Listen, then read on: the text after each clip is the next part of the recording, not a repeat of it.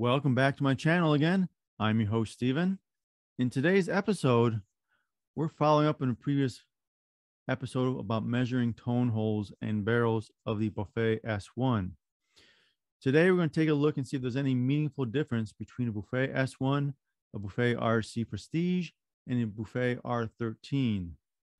Don't forget to give a thumbs up, subscribe, like, and share afterwards. So let's start learning about some clarinet design. It'll be just enough to teach something, but not too much to confuse everyone. What I first want to talk about is something about the R13 to throw this concept out there so you can think about it. In the 1960s and the 1970s, Buffet changed the R13 a bit from its original design in 1955. In the 1970s, they lowered and enlarged the register vent. This brought it closer to the throat keys, and it enhanced the tone of the throat B.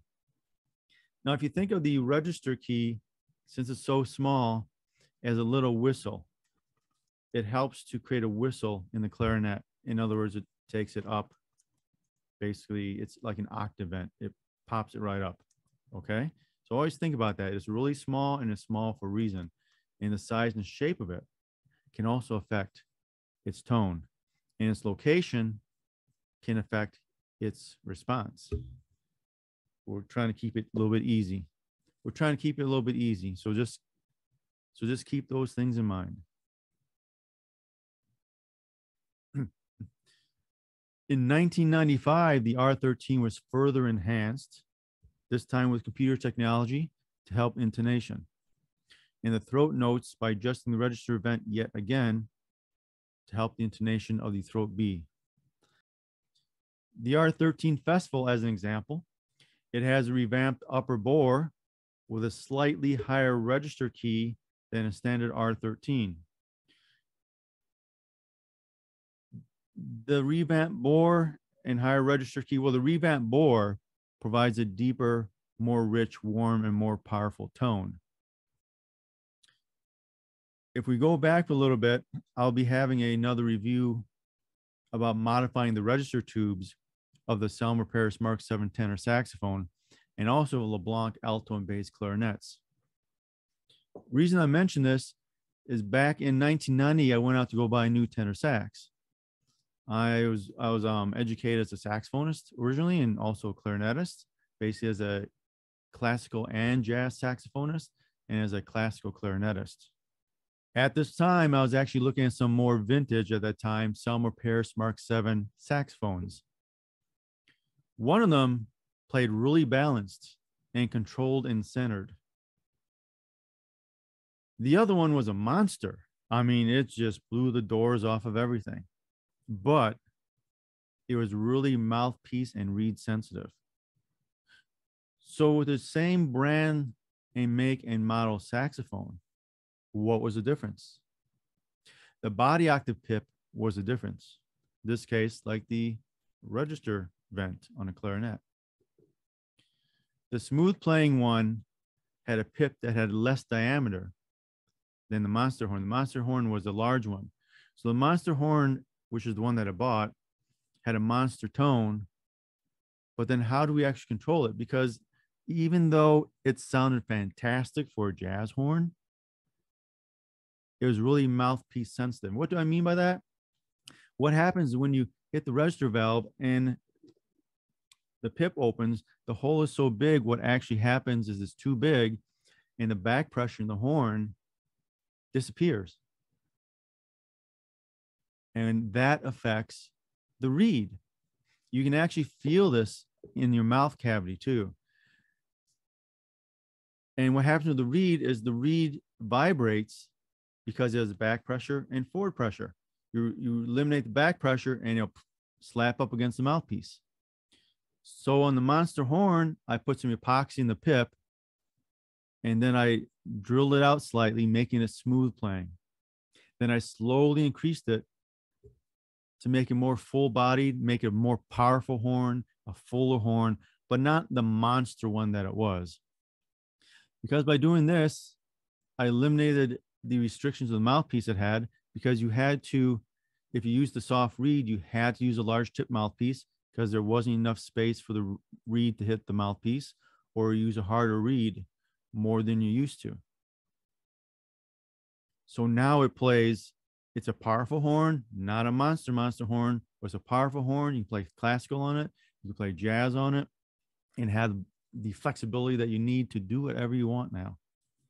And to take any mouthpiece you want. By being a monster horn, you're limited by mouthpiece and reed. As a classical horn, you can play whatever you want. Being in between, it gives you the flexibility to play what you want, how you want it. But this same thing can happen in clarinets. I did flew LeBlanc altos and bass clarinets that the owners liked the tone, but the quality of the tone seemed flat, uninspiring. Even after total refurbishment, they still didn't sound full and powerful. Then I took a look at the body pips, and I was able to get a few spare ones too. Anyways, I installed one of the spare ones and I slowly filed it open. And as I filed it open more and more, the tone became more full and more powerful. But you have to be careful. You file it too much and everything falls apart. Going back to that monster horn. You make it too big, and on a clarinet, the pressure just drops and you end up with something that just does not work. The pressure in the system just isn't there anymore. The back pressure is gone. So you got to be really careful about this. Anyways, that taught me a lot about the register valve or the body pip in an instrument. You increase it, you get more full voluminous tone and everything. You decrease it and it becomes more balanced, more centered, more controlled in a way. And you gotta be careful of the back pressure you feel in your mouth. And these things you learn as you experiment, which is why I've experimented for decades, really. And that back pressure, I never really noticed until the body pip on that sax was too much and it hit that, and it's like the air was sucked out of my mouth. Whew, it just went and disappeared. It was really interesting. It's like, what was that?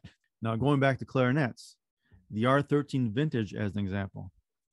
It was designed for those that like the original R13s from the 1950s. I know I love my 1950s R13. I love his deep tone and powerful projection.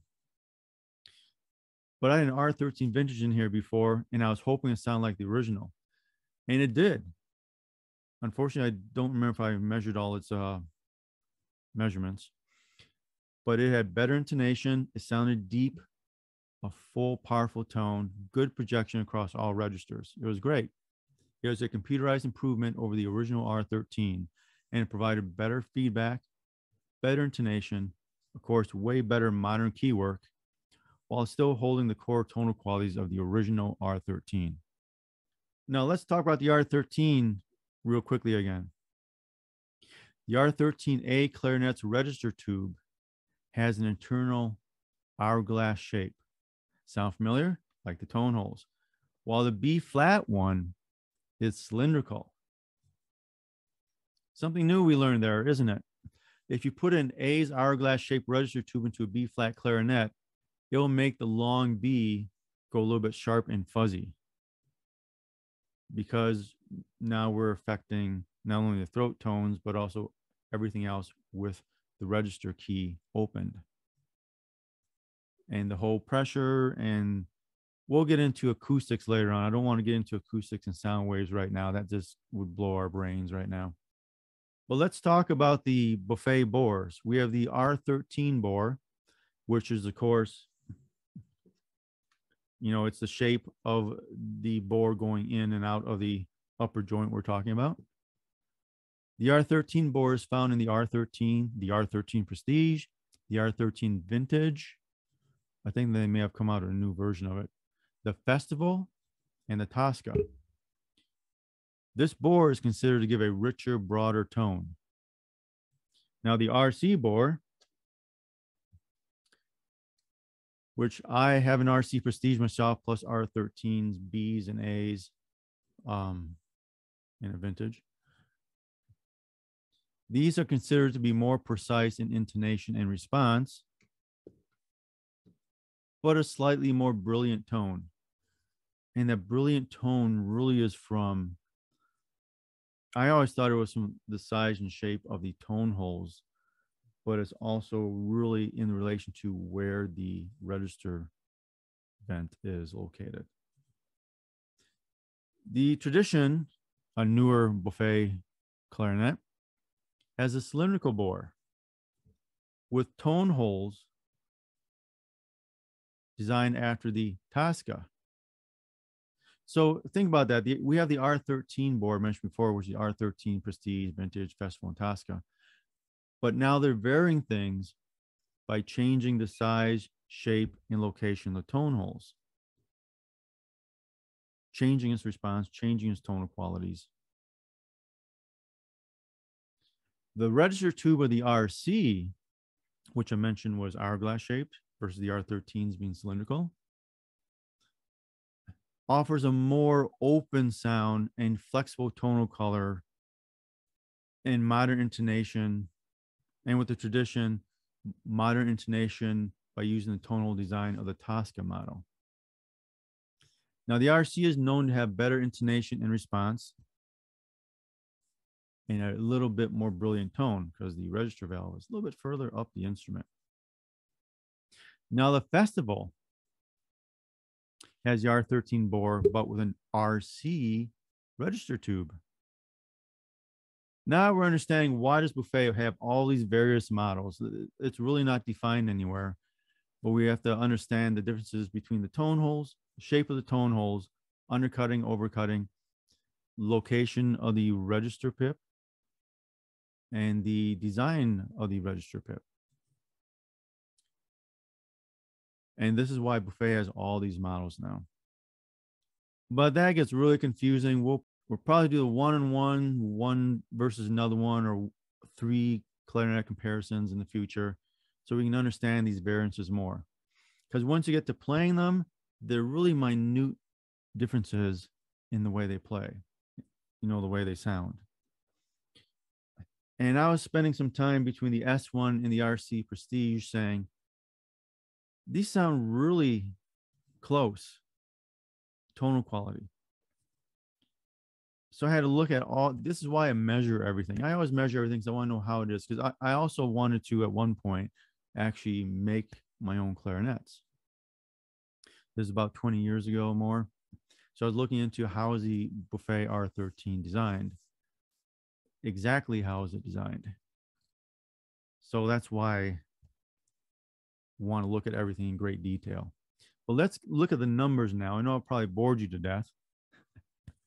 You probably turned off, fell asleep, or whatever. But let's look at the numbers now. The spreadsheet itself that I have, all of these tone holes, location of them, and everything else. Okay, we are back looking at a spreadsheet full of numbers. Lovely, huh?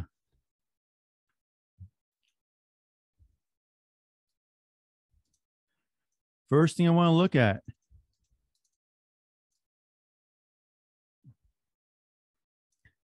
First thing I want to look at is down here near the bottom.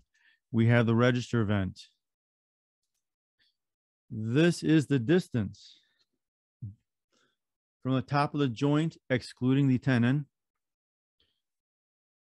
to the location mid of the tone hole register vent. As you may have seen in previous videos, you'll see the tone hole has the undercut, has the overcut and diameter of the tone hole. So there's 2 numbers there. The bigger number being the overcut, or where the outside of the tone hole is, and the smaller number being the middle of the tone hole. The undercut's harder to measure because it's in a cylinder. You're cutting the curvature of a cylinder. That makes it very difficult to measure.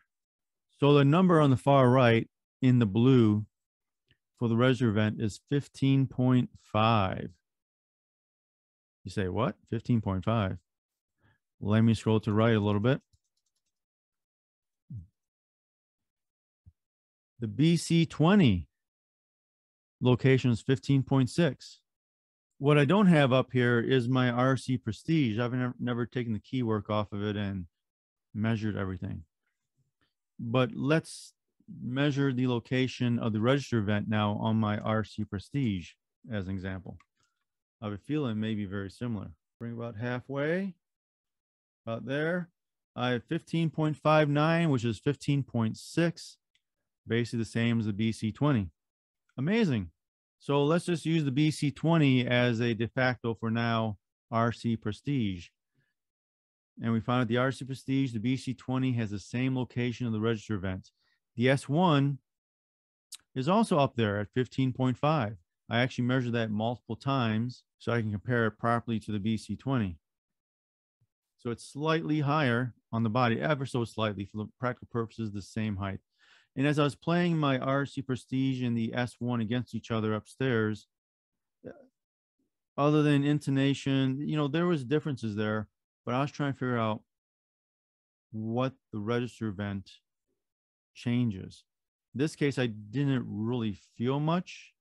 You know, back pressure was the same. Everything seemed the same. Tonal quality was a little bit different, but with the register event higher, they both sounded more brilliant, and the RC is known for that, and the S1's known for that also. If we go to the left some, or to the right where the Academy models were, we'll see a Buffet with a 48,000 serial number being 18.75, and Academy model with a 38,000 serial number is 19.75, even further down the body. A 1965 R13 was 18.95. And as you roll back to the left, we'll see a 1990 R13 18.3, a 1969 R13 at 19. And we have other ones going to the left. Buffet Vintage at 17.5. And another one at 17. And that could be some measurement errors. But going from 17 to 18 to 19, you know, to 15 and a half, the register event is so small that that's not going to be an error. That's going to be the way it is. And let's take a look at some pictures actually to prove that. So this first picture, we have the register events facing each other. On the left-hand side is the RC Prestige, right-hand side is the S1. You can see they're basically just looking at where the pad cups are. They're basically at the same location. And I say the same because we're going to look at the R13 against these, and you're going to see an obvious difference. Here's the R13 on the right and RC Prestige on the left. You can clearly see here, there is a difference right there. And last but not least, we have the S1 on the right and R13 on the left. You can see the obvious difference there too, location. So these measurements are right, and you can obviously see the difference of the location of those register pips. Now, if you want to hit pause, I'm just going to scroll through these numbers a little bit. I'm not really going to go over all those numbers right now. But we basically have different location of the tone holes too from different model clarinets. Keep in mind, we're going to be looking at like column F, this column here, this column here, this column here, these first columns. These are the location of the tone holes, like this first trill key from the top of the body to the middle of the tone hole. And you'll see that for the most part, they're the same, but then you'll see they kind of start going down a little bit.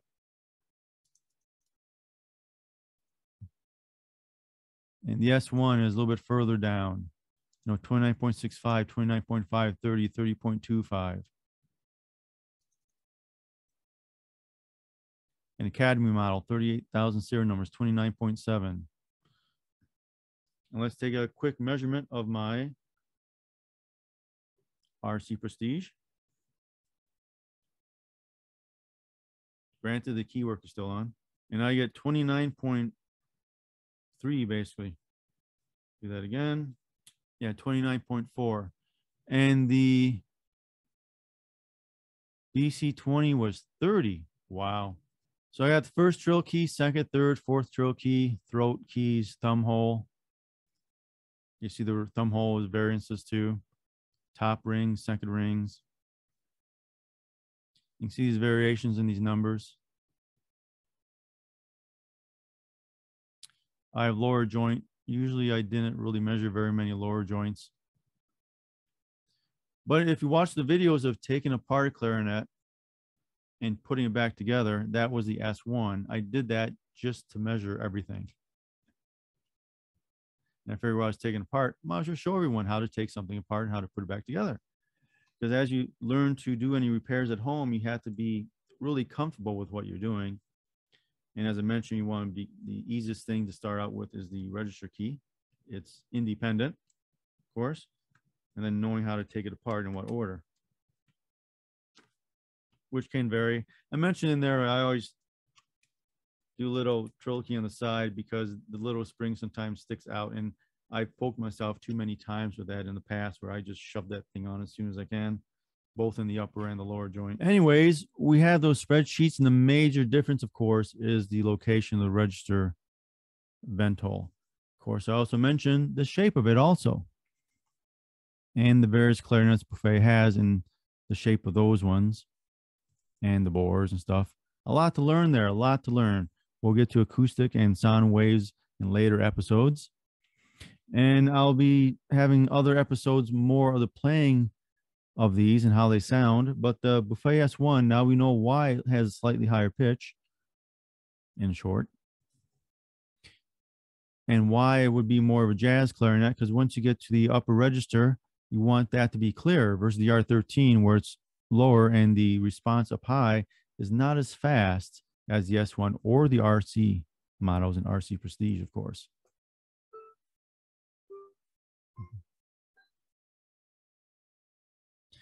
So that's something to think about. Anyways, thank you for listening today. Any questions or comments, please post them down below. Don't forget to give a thumbs up, like, share, and subscribe. You gotta love the knowledge, you gotta love life, and you gotta love clarinets. We'll see you next time.